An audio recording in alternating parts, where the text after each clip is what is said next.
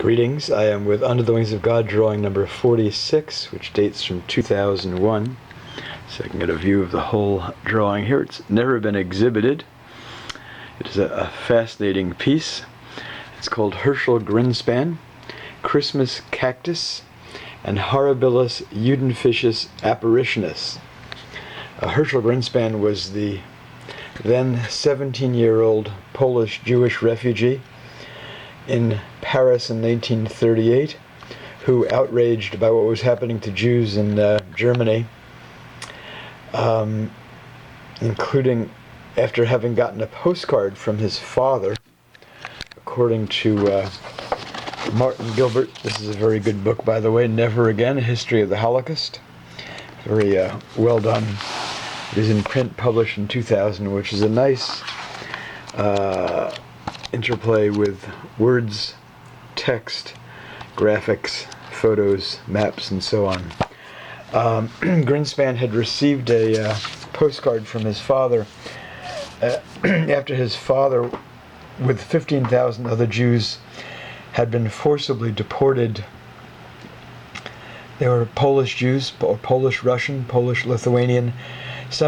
Many had lived in Germany for 10, 20, even 30 years. They were forcibly deported overnight on October 18, 1938, and sent to the German-Polish border, and they were brutally treated.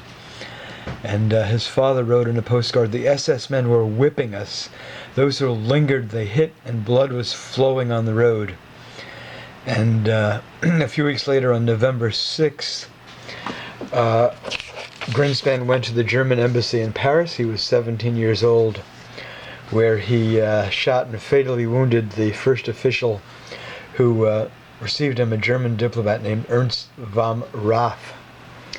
And it was, Rath died 3 days later, and it was because of this assassination of this diplomat, that the German-Austrian Nazis unleashed Kristallnacht, the night of broken glass, which we know of from history lessons in schools and so on. And it was extremely brutal towards the Jews, especially in Austria, but throughout Germany and Austria. Somewhere between 90 and 100 Jewish men were murdered during the 2 days and nights of Kristallnacht. Somewhere between 20, 30 to 40,000 Jewish men were arrested and deported to concentration camps at Dachau, Buchenwald, and Sachsenhausen. There are already 25,000 Jewish inmates at Sachsenhausen already. And in each of the camps, Gilbert writes, several hundred died as a result of the brutality of the guards. Hundreds more committed suicide as the sadistic beatings intensified. And we don't know what the final, where Grynspan finally met his death. I always think of him as being young. He was actually very close in age to my parents, and he was born in 1921. My folks were born in 1917 and 1919. But whenever I think of him and see photos of him, he's forever young, and he died young. It's most probable theories are that he died in a concentration camp in 1942, although the exact circumstances of his death are undocumented. When I was working on the drawing, this is again in 2001, I depicted him based on this photo here, next to a couple of ceramic cup I had, which is kind of like this Mayan-like bird on it. And then there was this much larger, a heavier plant pot, which had a Christmas cactus in it. And a lot of the ceramic pot with the plant was decaying on the outside. Eventually the whole thing fell apart. The plant is no longer alive. But I noticed on looking at the drawing for the first time in some years that there are these two kind of bird-like figures here, one of whom is wearing earrings. The Horribilus Judenfisches Apparitionus, or horrible Jewfish apparition was actually based not on a Jewfish, but on a devilfish, which I reinterpreted from this old engraving from one of the 4 volumes of Hill's Practical Reference Library, which was published in Chicago, Illinois in 1905.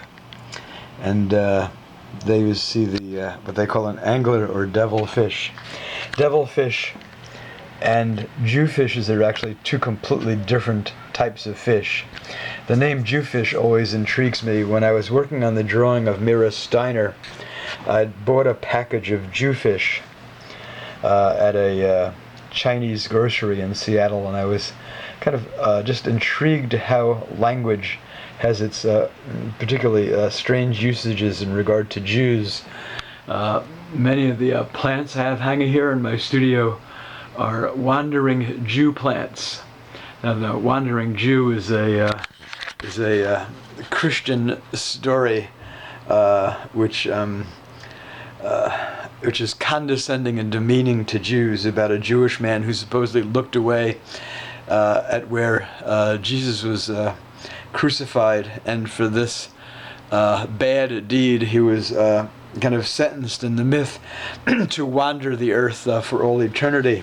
The legend of the wandering Jew. So we have wandering Jew plants, and we have Jew fish, among other strange appellations and word usages. I depicted the package of Jewfish and the actual fish itself with Chinese lettering on the drawing I did of Mira Steiner, the mosaic drawing, which is Under the Wings of God, I think number 58, and in which I also, in the mosaic section, I depicted what I call fish, of which we have 5 examples here. There are also some of these fish in the Under the Wings of God drawing I did of Joop Westerveel, the Dutch Christian teacher who was executed by the Nazis for having tried to save a couple of hundred Jews. We have a snake there. The Jewfish, Judenfisch, the horrible Jewfish apparition, morphs its tail into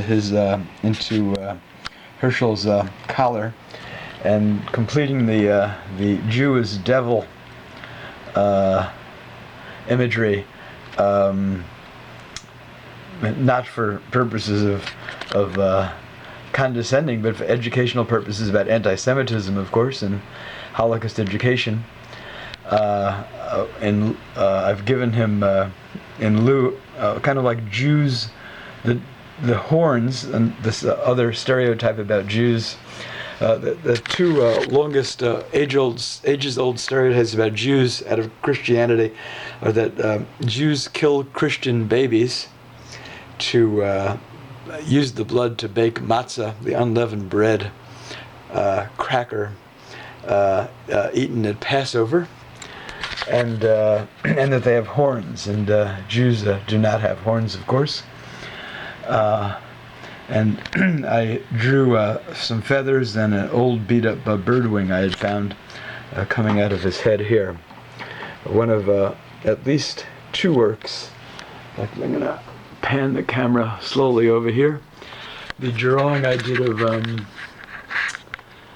of this young Polish woman who was a graduate of the Academy of Fine Arts in painting in Warsaw. And Anna Plakier was her name. She was a correspondent and friend of Bruno Schulz, the murdered German Jewish visual artist, Polish-Jewish visual artist and playwright. And you'll see above her head, I've kind of given her horns in the same way, vis-a-vis those 2 kind of glove-like hands, which were actually inspired by the hands raised. You'll see this in Jewish gravestones, sculpture from the Jews descended from the Levites, the priestly class from ancient times. There you have it. I also want to mention a quote which I find remarkable and remarkably useful and important for today's conflicts worldwide, almost all of which are land-based.